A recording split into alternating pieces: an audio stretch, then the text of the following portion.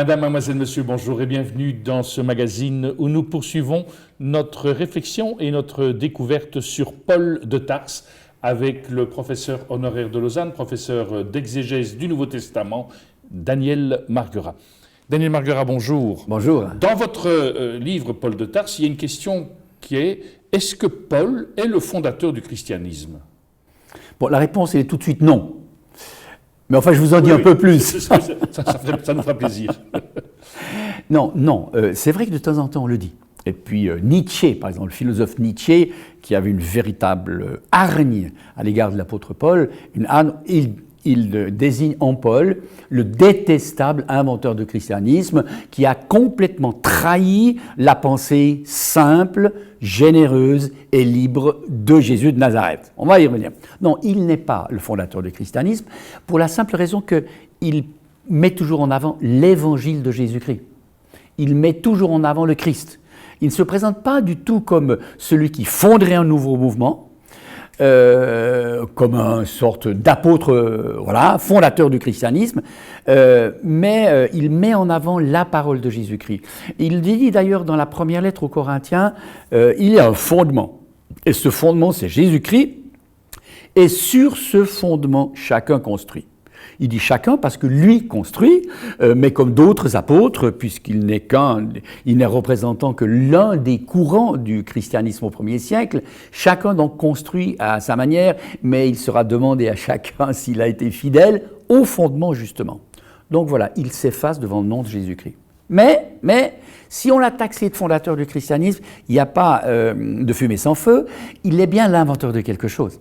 C'est que Paul est l'inventeur de l'universalité du christianisme. Je veux dire par là que Paul a interprété la parole de Jésus de Nazareth, et on peut dire qu'il a transformé la parole de Jésus en une proclamation du Dieu universel, le Dieu de tous et de chacun. Au fond, Paul est cet homme providentiel, on peut le dire, un homme providentiel qui s'est trouvé à ce moment où le christianisme a cessé d'être un courant du judaïsme pour devenir la chrétienté, la religion offerte à chacun, c'est-à-dire aux juifs et aux non-juifs qui étaient les habitants de l'Empire romain. Alors effectivement, c'est l'homme providentiel, l'homme clé à ce moment-là. Cela dit, ce n'était pas le premier, c'était pas le premier à annoncer l'évangile de Jésus-Christ aux non-juifs. Comme le raconte Luc, l'auteur des Actes des Apôtres, l'apôtre Pierre avait commencé. Mais l'apôtre Pierre, il est représentant de ce courant qui va se cristalliser dans l'église de Jérusalem, la première église, sous l'égide de Jacques, frère du Seigneur. Et c'est effectivement une église qui, timidement, il est vrai, par rapport à ce que va faire Paul, timidement va s'adresser aux non-juifs, mais leur évangélisation, c'est la suivante.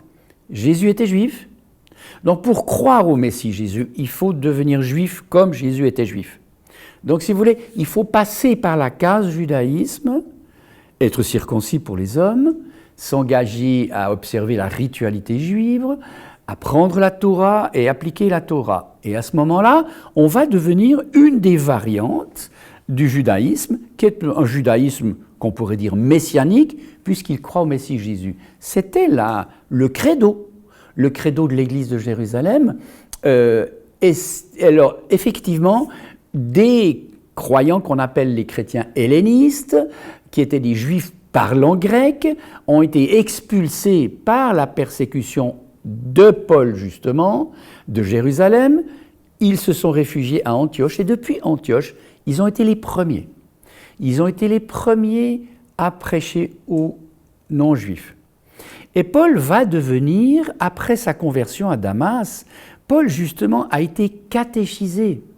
Il a été catéchisé par ces chrétiens-là, ces chrétiens hellénistes, juifs parlant grec.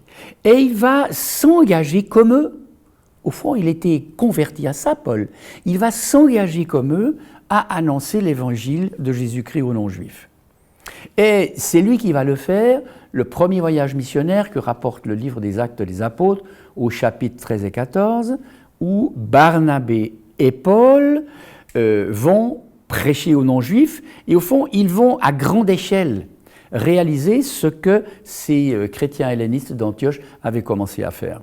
Donc, c'est vraiment l'homme providentiel, à partir de qui on va pouvoir devenir chrétien parce que Paul va faire entendre l'évangile de Jésus-Christ à ceux qui n'ont pas de culture juive. Et Paul va formuler l'évangile, le credo, dans des termes, il va parler de la sagesse grecque, etc., dans des termes qui sont accessibles à des non-juifs. Je disais homme providentiel parce que Paul de Tarse, qui est né à Tars, c'est l'angle sud-est de la Turquie actuelle, et là, à Tars, Paul a reçu une éducation juive, mais il a aussi reçu une éducation gréco-romaine. Vous voyez, Paul réalise en lui et dans sa formation ce carrefour du judaïsme et du monde gréco-romain où va naître le christianisme universel.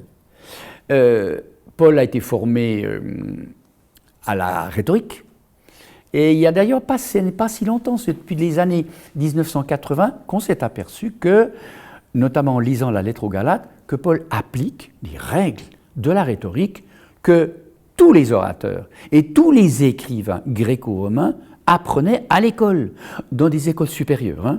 Paul a suivi une école stoïcienne qui était l'une des plus réputées de l'Empire, qui était précisément installée à Tarse, et c'est un niveau de formation supérieure qu'on appellerait l'université aujourd'hui.